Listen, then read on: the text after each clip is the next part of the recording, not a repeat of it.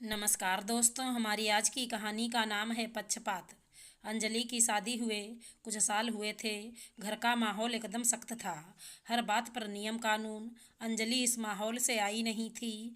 उसके पिता के घर का माहौल एकदम अलग सा था। इसलिए अंजलि को हर बात पर नियम कानून के ताने सुनने पड़ते थे। लेकिन अंजलि भी कभी कोई बहसबाजी नहीं करती थी। सबकी सुनकर बस जी कहकर निकल जाती। उसने खुद को एकदम से उसी माहौल में ढाल लिया था। कारण यह था कि शुरू में उसने अपने पति से इस बारे में बात करनी चाहिए थी। अपनी मर्जी बताई। उसके पति ने कहा, इस घर में जैसा माँ बाबूजी चाहेंगे वही होता है और आगे भी होता रहेगा। उनके नियम कानून को तोड़ने की कोशिश मत करना, नहीं तो मायके भेज दिया जाएगा। एक बात पर इतनी बड़ी बात कह दी थी अंजलि के पति ने। फिर क्या था, अंजलि की कभी हिम्मत ही नहीं हुई आगे कुछ बोलने की। सोचा था कि शादी के बाद आगे की पढ़ाई पूरी करे, नौकरी करे। एक बार उसने अपनी सास से बात भी की थी। सास ने कहा, ये लो, घर संभालने के समय ये महारानी चली है पढ़ाई करने और हम सब इस महारानी की आव भगत करेंगे। इस उम्र में यही करना था तो बाप से बोल देती कि हम कलेक्टर बनकर ही शादी करेंगे। चली आई हैं पढ़ाई करने। आज यह बात बोल दी, दोबारा ना बोलना, समझी। यहाँ भी उसके सपनों को सास ने पैरों तले कुचल दिया। अब जो भी उम्मीद थी वो भी टूट गई। अब अंजलि उनके ही मुताबिक ढल गई। सास तो ऐसी थी, अपनी मर्जी के अलावा किसी की नहीं सुनती। घर में सब कांपते थे। इतना सख्त माहौल कि किसी को घुटन हो जाए। रिश्तेदार बार बार आते थे। उन्हें रिश्तेदारों की आवभगत करने में बड़ा मन लगता था। तभी वह सबके सामने बहुत अच्छा बन जाती। हर बात में कहती कि मैं अपनी बहू को बेटी मानती हूँ, कोई अंतर नहीं अंजलि और गुड़िया में। दोनों ही बेटियां हैं मेरी। रिश्तेदार भी समझते कि कितना अच्छा परिवार है। गुड़िया की कॉलेज जाने की जब बात आई तब तैयार हो गई। क्यों न हो, आखिर बेटी है। जहाँ जहाँ परीक्षा होती वहाँ सास अपनी बेटी के साथ जाती। इसी समय फिर से अंजलि के सपने बेचैन होने लगे। अंजलि भी हिम्मत करके फिर बात करनी चाहिए। अब उसने अपने ससुर जी से अपनी बात कही। ससुर जी पहले तो मना ही कर रहे थे, पर अंजलि के आग्रह करने से उन्होंने कहा, ठीक है, मैं बात करता हूँ सुधा से। फिर उन्होंने अंजलि की सास को बुलाया और बात छेड़ी। बहुत देर तक बहसबाजी चल रही थी।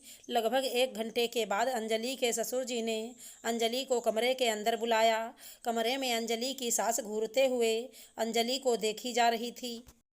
ससुर जी, देखो अंजलि, तुम्हारी सास की एक शर्त है, तभी तुम कॉलेज जा सकती हो। अंजलि, जी बाबूजी, मैं सब शर्त मानूंगी, बोलिए क्या है। अंजलि के ससुर जी ने कहा, इनका कहना है कि तुम्हें वो हर काम को ख़त्म करके ही जाना पड़ेगा।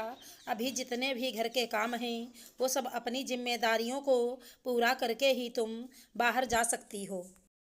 तुम्हें बाहरी दुनिया से कोई मतलब नहीं होना चाहिए। किसी से दोस्ती यारी नहीं, किसी के घर आना जाना, ये सब कुछ भी नहीं। ना ही होटलबाजी या घूमना फिरना, ये सब हमारे घर के सख्त खिलाफ है। सपने में भी नहीं सोचना है। घूंघट डाल कर आओगी जाओगी, यही शर्त है इनकी। बोलो अब, अंजलि ने कहा, मुझे सब मंजूर है। अब अंजलि बहुत खुश थी। उसे तो बस अपने पढ़ाई से ही मतलब था।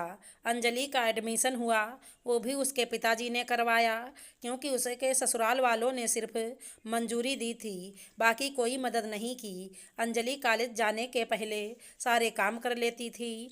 अंजलि अपने पढ़ाई में व्यस्त हो गई। इधर गुड़िया भी कॉलेज जाने लगी। दोनों के कॉलेज एक ही थे, पर क्लास अलग अलग, टाइमिंग भी अलग अलग। गुड़िया के लिए कोई शर्त नहीं थी, क्योंकि वह बेटी थी। गुड़िया लाड़ प्यार के कारण जिद्दी भी थी। सास की शक्ति बेटी के लिए नहीं थी। उसके लिए हमेशा नए नए कपड़े, ज्वेलरी लाया करती थी। मतलब कि हमेशा गुड़िया को खुश रखती थी। वहीं गुड़िया नए ज़माने की सोच रखने वाली लड़की थी, पर उसको पता था कि अपनी माँ को कैसे खुश किया जा सकता था। यूँ कहा जाए कि गुड़िया परिवार को पढ़ाई के नाम पर बेवकूफ़ बना रही थी। वो कॉलेज सिर्फ टाइम पास करने, दोस्तों से मिलने या घूमने जाया करती थी। पढ़ाई के नाम पर शून्य एग्जाम का समय आता तो वो दोस्तों की मदद लिया करती।